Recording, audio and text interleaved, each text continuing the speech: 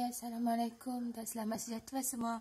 Pada hari ini cikgu akan menerangkan sains tingkatan 3 bab 4 kereaktifan logam, yang mana kita akan fokus dalam video ni subtopik yang pertama iaitu kepelbagaian mineral dan juga subtopik yang kedua iaitu siri kereaktifan logam. Kita mulakan dengan kepelbagaian mineral. Mineral ialah unsur ataupun sebatian yang wujud secara semula jadi. Dan unsur dan sebatian ini sebenarnya kita dah pun pelajari ketika kita tingkatan 1 dahulu. Jadi hari ini kita akan buat sedikit ulang kaji untuk unsur dan sebatian. Mineral ini salah satunya adalah unsur dan satu lagi ialah sebatian. Perbezaan antara unsur dan sebatian ialah unsur terdiri daripada satu jenis sahaja. Satu jenis elemen sahaja. Contohnya belian, emas, ataupun perak. Dan unsur adalah lebih stabil. Dia stabil. Jadi itu bermaksud pada satu molekul untuk emas, dia terdiri daripada satu unsur yang sama jenis bagi semua elemen yang ada di dalam emas, belian dan perak. Berbeza dengan sebatian. Sebatian pula ialah gabungan. Ini adalah keyword untuk menerangkan tentang sebatian. Gabungan dua atau lebih unsur. Dan membentuk satu sebatian. Dan sebatian ini juga masih boleh dipisahkan, walaupun telah bergabung dan terikat. Tapi boleh dipisahkan dengan secara kimia. Contoh air. Yang pertama ialah air. Air tulis kat sini Air terdiri daripada H2O. Yang bermaksud terdiri daripada unsur oksigen dan juga hidrogen. Jadi ada satu atom oksigen bergabung dengan dua hidrogen. This is oxygen and ini hidrogen. Dan air ini kita boleh pisahkan menggunakan teknik atau proses yang kita sebut sebagai elektrolisis. Dah pernah belajar ketika tingkatan 1 dulu. Yang mana kita perlukan anode dan katod untuk menarik positif dan ion negatif. Dan hasil akhirnya kita akan dapat menghasilkan gas hidrogen dan gas oksigen daripada air. Ini yang kita sebut sebagai boleh dipisahkan secara kimia. Contoh lain ialah gas karbon dioksida yang terdiri daripada unsur karbon dan juga unsur oksigen. Dioksida is oxygen. Dan mineral-mineral lain yang merupakan sebatian yang boleh kita lombong untuk mineral ni ialah seperti mana yang telah cikgu letakkan di dalam jadual di bawah, iaitu ini adalah nama biasa bagi mineral-mineral tersebut. Ini adalah nama saintifiknya. Dan hari ini kita akan belajar apakah gabungan unsur-unsur yang terlibat di dalam mineral-mineral tersebut. Contoh yang pertama adalah hematit, ferrum 3 oksida. Jadi terdapat gabungan unsur daripada ferrum dan juga oksida is oksigen. Yang kedua ialah cassiterite ataupun stannum 4 oksida.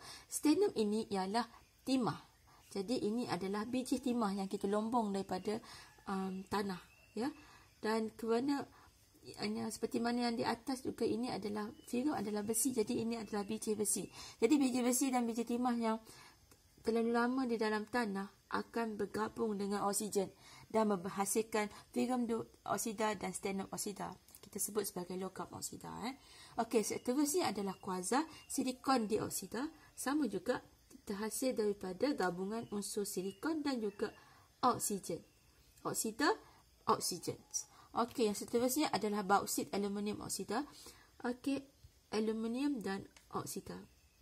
Bauksit ni ya, banyak dilombong di Pahang, yang mana beberapa tahun dahulu sehingga menjadikan Sungai Kuantan menjadi warna merah.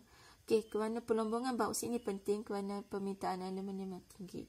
Okey, dan galena ialah plumbum sulfida dan gabungan unsur dia ialah plumbum. Okey, sulfida datang daripada sulfur. Jadi gabungan unsur sulfur. Next ialah pirit, iaitu ferrum dan sulfida. Jadi unsurnya adalah ferrum, besi dan juga sulfur. Dan yang terakhir sekali adalah kalsit, iaitu kalsium karbonat, terdiri daripada karbon, kalsium, karbon dan juga karbonat ada oksigen. Okey, ini adalah sebatian contoh-contoh yang terdapat di dalam jadual ini. Okey, jadi seterusnya ialah batu kapur. Batu kapur antara mineral yang banyak di Malaysia ya, kerana kita mempunyai gunung batu kapur yang banyak. Okey, dan kita boleh lihat di sepanjang Jebel Raya kiri dan kanan. Okey, batu kapur ni ialah sebenarnya ialah kalsium karbonat. Okey, dan seperti mana yang cikgu dah ajar tadi, kalsium karbonat terdiri daripada 3 unsur gabungan unsur, iaitu yang pertama ialah kalsium, ialah karbon, dan karbonat ada unsur oksigen. Okey, dan apakah fungsi batu kapur ni? Okey, batu kapur ini fungsi yang biasanya ialah untuk membina bangunan, rumah dan bangunan-bangunan lain ya, dan juga untuk membuat meja batu. Penting juga dalam pembuatan jalan raya. Okey, dan satu lagi penting sebagai larutan untuk mengurangkan keasidan tanah untuk pertanian. Okey, ini antara fungsi-fungsi batu kapur. Okey, jadi untuk menerangkan eksperimen yang melibatkan batu kapur iaitu kalsium karbonat, cikgu ada 2 eksperimen di sini. Okey, dan daripada eksperimen ini kita nak tengok adakah hasil eksperimen ini dapat memberi perubahan kepada air kapur ataupun tidak. Okey, kita tengok eksperimen yang pertama, iaitu kita letakkan kalsium karbonat di sini dan kita masukkan juga asid hidroklorik ke dalam tabung didih, dan kita salurkan tiub kaca ke dalam tabung didih yang seterusnya yang kita bubuh air kapur. Okey, jadi hasil daripada eksperimen ini kita akan terangkan dan uraikan dalam bentuk persamaan kimia. Untuk persamaan kimia kita perlu menulis dalam keadaan A tambah B dan anak panah hasilnya. Okey, jadi cikgu akan tulis satu persatu ya. Okey, kita mulakan dengan kalsium karbonat. Okey, ditambah dengan asid hidroklorik.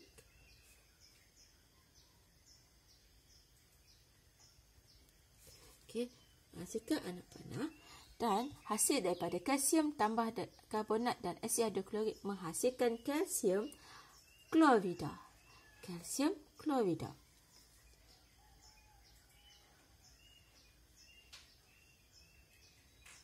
Ditambahkan dengan karbonat menghasilkan karbon dioksida.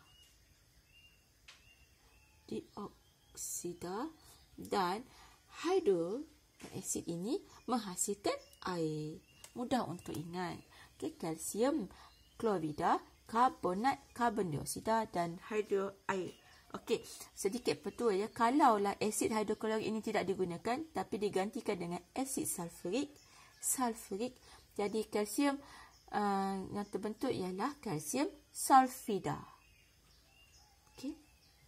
Okey, jadi daripada hasil akhir ini kita dapat lihat gas karbon dioksida terhasil. Gas karbon dioksida ini akan mengeruhkan air kapur. Jadi jika soalan ditanya berkenaan tentang perubahan air kapur, jadi jawab ayat yang perlu dikeluarkan ialah air kapur menjadi keruh. Okey, kena bagi tahu menjadi keruh. Ataupun kalau tiada karbon dioksida, air kapur kekal jernih. Tapi disebabkan ada gas karbon dioksida terhasil, maka air kapur menjadi keruh. Okey, ini adalah persamaan kimia yang lengkap. Untuk eksperimen yang kedua ya, kita dapat lihat di sini kalsium karbonat diletakkan di dalam tabung tidih tanpa dicampurkan dengan apa-apa. Sebaliknya kita hanya panaskan direct ya dengan api, kemudian kita salurkan tiub kaca ke tabung tidih satu lagi yang mengandungi air kapur. Okey, jadi apabila dipanaskan kalsium karbonat ini, kita terus panaskan anak panah dan simbol segitiga. Okey, dan yang terhasil ialah kalsium karbonat menjadi kalsium oksida kerana telah dibakar. Okey, oksida, dan kita tambahkan hasil akhir lagi ialah karbonat menghasilkan karbon dioksida tanpa air. Okey, dan karbon dioksida ini seperti biasa akan mengeruhkan air kapur. Jadi pemerhatian bagi eksperimen ini, air kapur menjadi keruh. Okey, seterusnya cikgu nak terus masuk ke subtopik yang kedua, iaitu CV keaktifan logam, dan ini adalah CV keaktifan logam yang anda perlu hafal. Okey, di sini cikgu sharekan teknik untuk hafal kedudukan CV keaktifan logam ya, bermula daripada kalium ke aurum. Okey, kita tengok satu persatu. Kalium, natrium dan kalsium ini dikenali sebagai logam yang agak sangat reaktif, yang mana kalau bersentuhan dengan air pun akan meletup dan terbakar. Magnesium, aluminium, karbon, di sini adalah kedudukan karbon, zinc, hidrogen ya, ferrum iaitu besi, stannum iaitu biji timah, plumbum, cuprum, mercury iaitu Hg, argentum iaitu perak, dan aurum ialah emas. Okey, kaedah yang cikgu share ialah kalau nak kahwin mesti ada cukup zakat haji fitrah supaya perkahwinan kekal hingga akhir abadi. Dan semoga dapat hafal lah. Okey, jadi untuk CV keaktifan logam ini ya, semakin ke atas maka kereaktifan pun bertambah. Ini bermakna logam yang berada di makin ke atas sangat reaktif, berbanding dengan makin ke bawah makin kurang reaktif. Jadi di sini emas adalah yang paling kurang reaktif. Okey, kita teruskan dengan eksperimen untuk menentukan betul ke kalau berada dekat atas adalah sangat reaktif dan dekat bawah kurang reaktif. Okey, so kita boleh tentukan melalui eksperimen ini. Okey, kereaktifan logam terhadap oksigen. Okey, dan kalau kita tengok ya pada eksperimen ini, terdapat kalium manganat diletakkan di hujung tabung didih. Okey, dan dipanaskan. Wool kaca, okey, ini kita sebut juga sebagai wool kaca, diletakkan di tengah-tengah dan di muncung tabung didih. Seterusnya, kita letakkan sebut logam di dalam bekas porselin supaya kita mudah untuk bawa keluar dan isi gantikan dengan sebut logam yang lain. Dan seterusnya, kita letakkan di atas kaki vital untuk memudahkan pemanasan sebut logam. Okey, cikgu akan tegang ke satu persatu kenapa kalium manganat ini digunakan ya. Kalium manganat ini apabila dipanaskan ya, dia akan membebaskan oksigen. Okey. Kenapa kita perlukan kalium manganat? Untuk menghasilkan oksigen yang akan bertindak balas dengan sebut logam. Kerana eksperimen kita adalah kereaktifan logam terhadap oksigen. Kita letakkan wool kaca ini di tengah-tengah antara kalium manganat dengan sebut logam ya, untuk menghalang daripada kedua-duanya bercampur, yang mana akan menyebabkan letupan. Dan juga kita letakkan juga wool kaca di muncung tabung uji ini untuk mengelakkan daripada oksigen terkeluar daripada tabung uji yang dihasilkan oleh kalium manganat. Okey, jadi kita letakkan di sini. Okey, logam yang pertama yang kita nak kaji ialah magnesium. Okey, jadi magnesium ini sebutnya diletakkan ke dalam bekas porselin ini dan dibakar.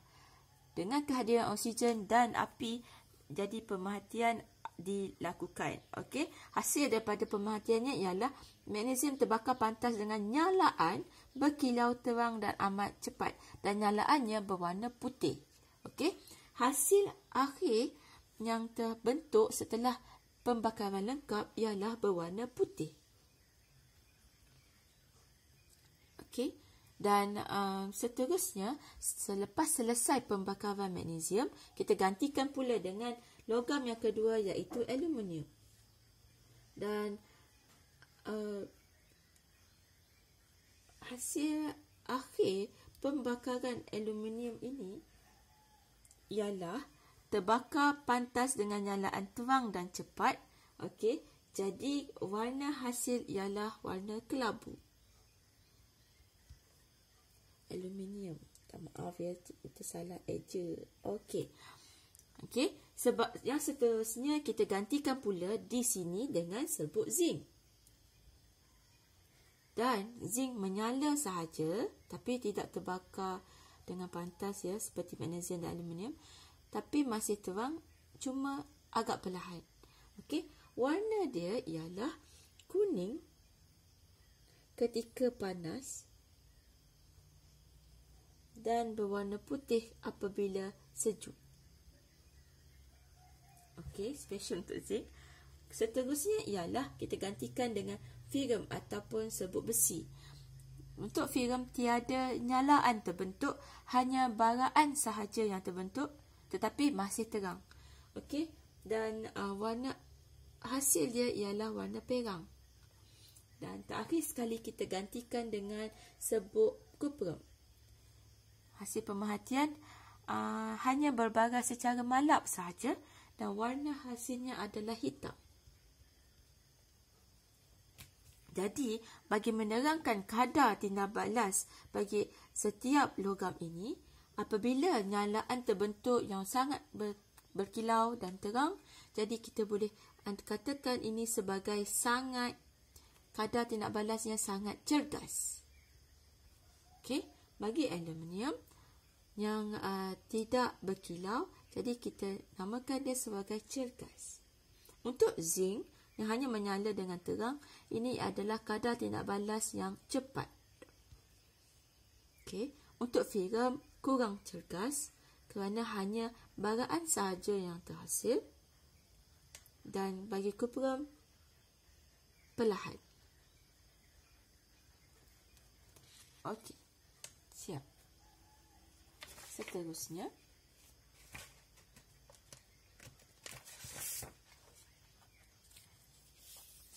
okey, disebabkan kalau kita lihat di sini ya, magnesium, aluminium adalah di kalangan yang agak cergas. Jadi di sini adalah kedudukan magnesium dan di sini adalah kedudukan aluminium yang cergas. Dalam kategori cergas, zinc pun agak cergas berbanding dengan filem dan juga kuprum yang kurang cergas. Jadi kita dapat lihat ya, semakin ke atas daripada siri kereaktifan logam, maka kereaktifan terhadap oksigen bertambah. Manakala makin ke bawah, kereaktifan terhadap oksigen makin berkurang. Okey. Jadi hipotesisnya ialah kalau kita lihat di sini ya, kalau lebih reaktif, maka kadar tindak balas juga adalah lebih cergas. Jadi semakin reaktif sesuatu logam, maka semakin, untuk menulis hipotesis kita kena menggunakan perkataan semakin-semakin ya. Semakin cergas tindak balas terhadap logam. Terhadap oksigen. Terhadap oksigen. Okey. Dan kita siapkan soalan untuk persamaan kimia ya, bagi setiap eksperimen tadi. Magnesium tambah dengan oksigen, maka hasilnya mesti ditulis anak panah ialah magnesium oksida. Okey, zinc oksigen ialah zinc oksida. Mudah saja ya. Ferrum oksigen, ferrum oksida. Plumbum tambah oksigen jadi plumbum oksida. Dan yang terakhir ialah kuprum tambah oksigen menjadi kuprum oksida. Okey, siap. Ini adalah persamaan kimia yang lengkap. Okey, cikgu akan terus sambung untuk eksperimen menentukan kedudukan karbon dalam CV kereaktifan logam. Okey. Seperti mana yang anda boleh lihat tadi, karbon diletakkan di tengah-tengah antara aluminium dan zinc. Mengapakah diletakkan di sini? Okey. Jadi, kita lihat eksperimen ini. Oksida logam seperti mana magnesium oksida ataupun zinc oksida, okey, itu adalah oksida logam, dicampurkan dengan serbuk karbon, dimasukkan ke dalam mangkuk pijat dan dipanaskan. Okey. Dan 3 logam yang kita gunakan iaitu zinc oksida ditambah dengan karbon, aluminium oksida tambah karbon, plumbum oksida tambah karbon. Jadi kita nak lihat apakah pemerhatian yang terhasil ya.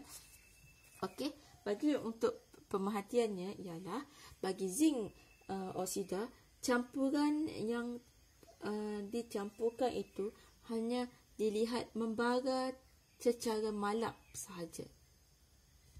Okey. Berbanding dengan aluminium oksida yang bercampur dengan karbon ya, hasil pemerhatian yang dapat dilihat tiada perubahan yang berlaku kepada campuran tersebut. Tetapi jika plumbum oksida ditambahkan dengan karbon ya, campuran didapati membakar secara sederhana kadarnya. Okey. Tetapi terbentuk satu pepejal baru ya, yang berwarna kelabu. Okey. Jadi kita dapat lihat dekat sini ya, apabila campuran membara malap terhasil, maka kita dapat lihat karbon ini sebenarnya adalah lebih reaktif. Kerana apabila karbon bercampur dengan zinc oksida, maka berlaku perubahan. Jadi karbon itu sebenarnya lebih reaktif berbanding zinc. Berbanding dengan aluminium oksida yang bercampur dengan karbon, tapi tiada sebarang perubahan. Itu bermakna karbon sebenarnya tidak mendatangkan sebarang kesan kepada aluminium. Jadi karbon adalah kurang reaktif. Karbon akan lebih reaktif, bermaksud lebih reaktif apabila berlakunya perubahan. Tapi untuk plumbum ya, bukan sekadar hanya membakar saja secara sederhana, tapi juga terbentuk satu pepejal kelabu. Jadi ini bermaksud karbon sangat lebih reaktif berbanding dengan plumbum.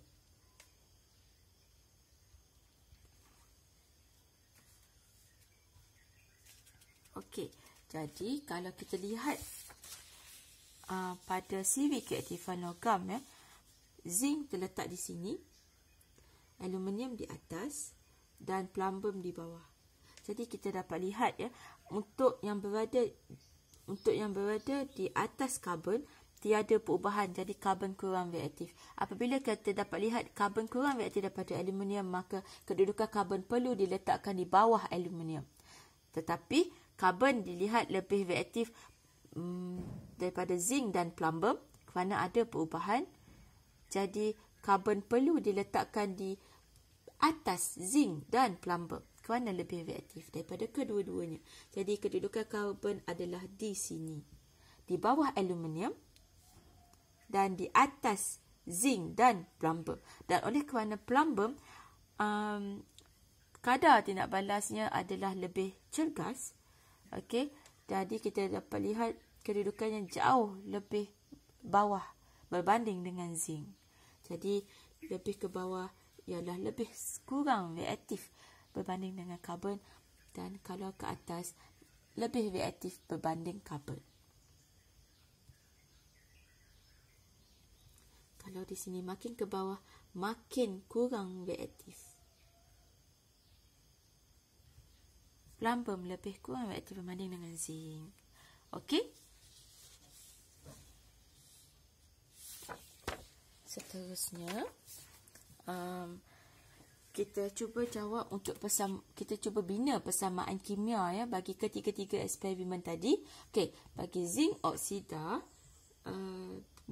yang dicampurkan dengan karbon, jadi hasil dia ialah zinc dan karbon dioksida. Okey. Kalau kita lihat daripada persamaan kimia ini ya, karbon ini bertindak menyingkirkan atau menarik oksigen, unsur oksigen yang terdapat dalam logam ini. Jadi, karbon ini menarik oksigen dan bergabung membentuk karbon dioksida. Jadi, logam ini akan tinggal satu jenis unsur sajalah tanpa sebarang gabungan yang membentuk separtian. Okey. Seterusnya adalah aluminium oksida dan karbon. Tetapi kerana aluminium adalah lebih reaktif berbanding karbon, jadi tiada perubahan berlaku. Okey.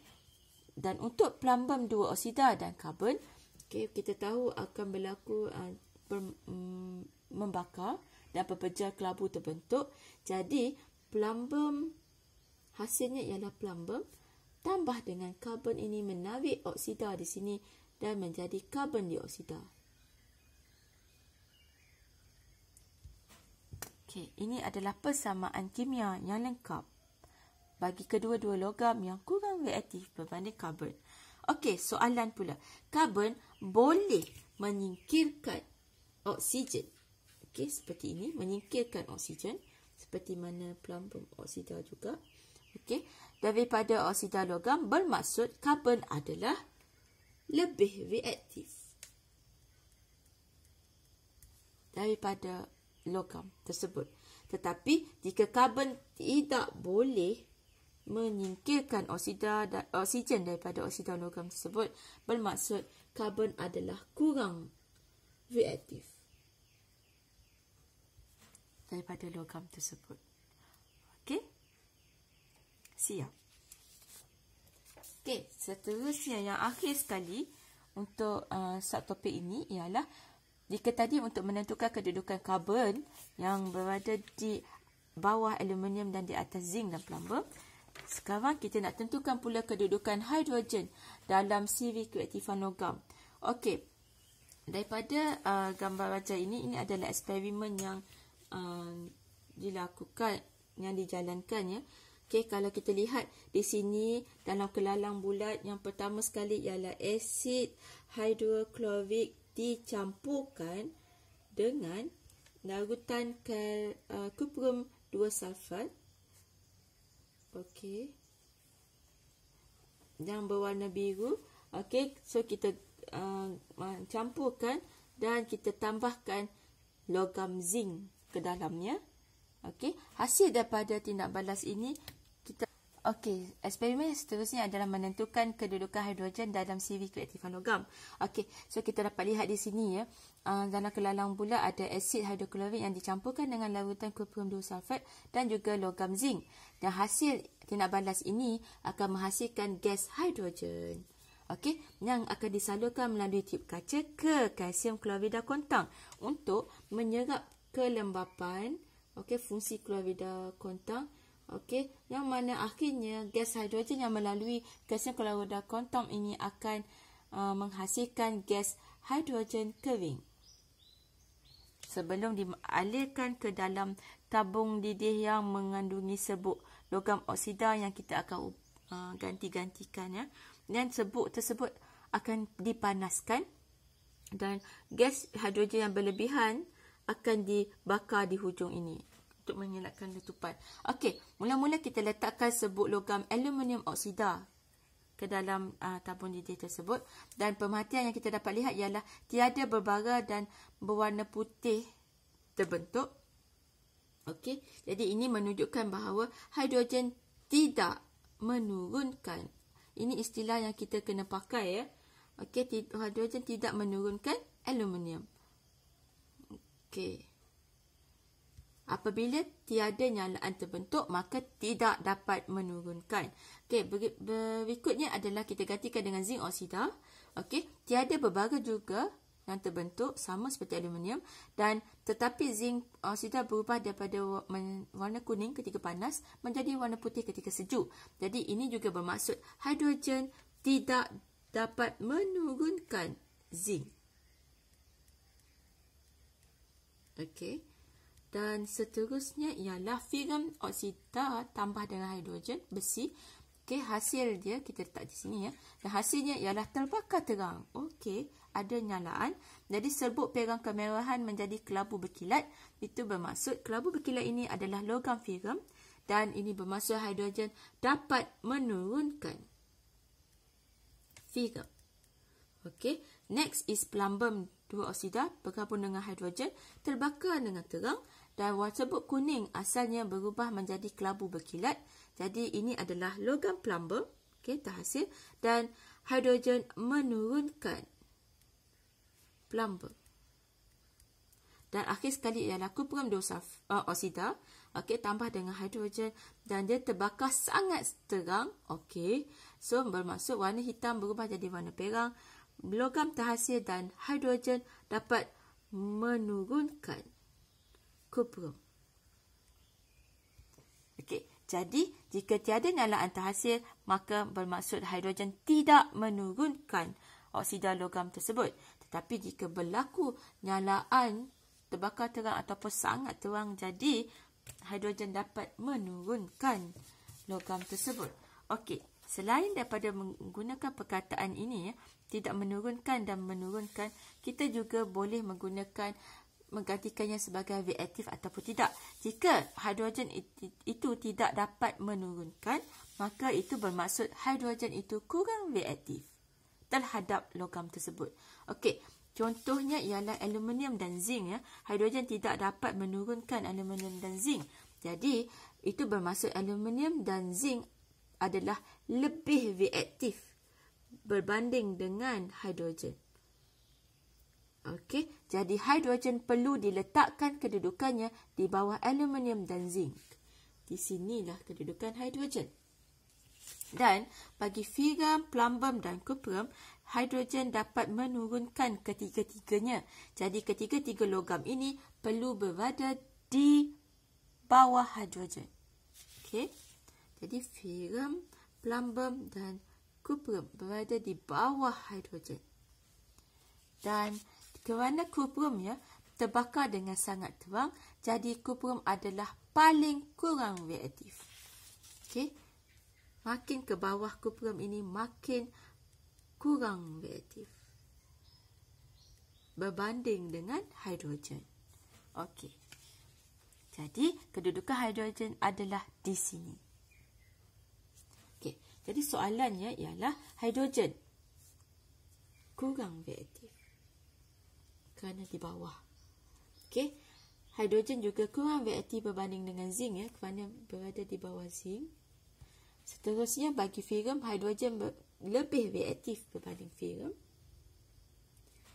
Untuk plumbum lebih reaktif, hidrogen lebih reaktif berbanding plumbum. Dan akhir sekali hidrogen lebih reaktif berbanding dengan kuprum yang paling bawah di antara kelima-lima logam tadi. Dan makin ke bawah adalah makin kurang reaktif, dan nyalaannya juga adalah lebih cepat dan cergas. Okey, itu saja untuk kedudukan hidrogen.